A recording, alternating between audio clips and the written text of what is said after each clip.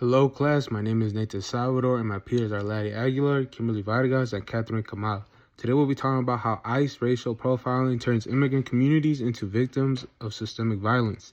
So to begin with, we want to break down with what this actually means. So starting with the definition slide.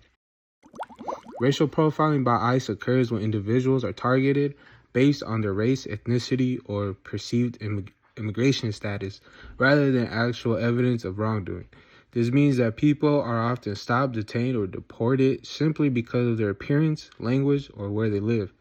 Systemic violence refers to harm built into policies and institutions, which disproportionately impacts minority groups over time. These concepts are critical to understanding how ICE operations affect immigrant communities every day. Now moving on to the historical context. The U.S. immigration system has always been influenced by racial hierarchy.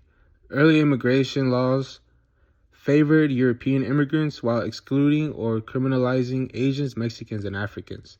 Unfortunately, modern ICE policies continue to reflect these racial biases.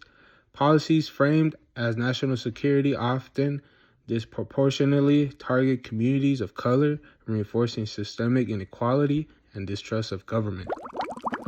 The numbers are alarming. Nearly 70% of ICE arrests involve people with no criminal record or only minor offenses. Fear of deportation has caused 40 to 50% of immigrants to avoid reporting crimes to authorities. In neighborhoods with heavy ICE presence, reports of racial profiling increased by 30%. These statistics highlight the widespread impact of ICE's racialized enforcement practices on immigrant communities. The immediate effects are severe. Families are separated, and children are often placed in foster care. Immigrants live in constant fear, which causes stress, anxiety, and trauma. Many avoid essential services, such as healthcare, education, or reporting crimes, which further endangers them and their communities. Research also shows that ICE detention facilities contribute to human rights violations and psychological distress.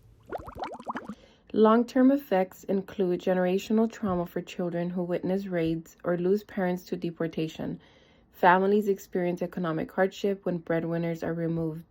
Immigrant communities lose trust in government and law enforcement, making it harder to report crimes or access support. These outcomes show how racial profiling and ICE enforcement policies reinforce inequality and alienate entire communities. Solutions. Solutions exist at both the policy and community level. At the policy level, we must end racial profiling and cooperation between local police and ICE. Safe reporting systems are essential so that immigrants can report crime without fear of deportation.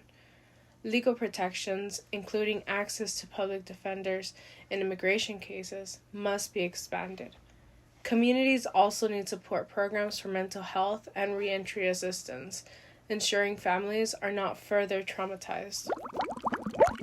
These are the organizations that provide support for immigrant communities: the ACLU Immigrants' Rights Project, the Immigrant Legal Resource Center, the National Immigration Law Center, and Raíces all provide legal aid and advocacy. For mental health support, the SAMHSA hotline offers resources to manage stress and trauma. These resources are crucial for families facing ICE enforcement. For more information on the Supreme Court's decision towards immigration, check out this video from Legal Eagle.